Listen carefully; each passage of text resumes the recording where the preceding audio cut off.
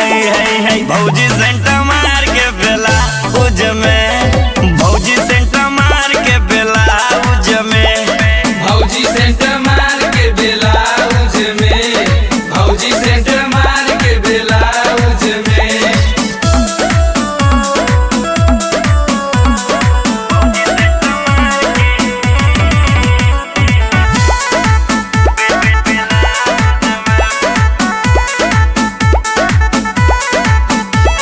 सुरहो सिंगार कके निकलेली घर से, निकलेली घर से घायल करत चना पतरी कमर से, पतरी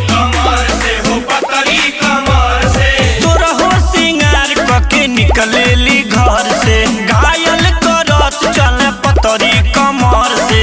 दीपक सुनील संग मखाउज में, दीपक अरुण संग मखाउज में, भौजी सेंट मार के आय है, भौजी सेंट मार के बेला उज में।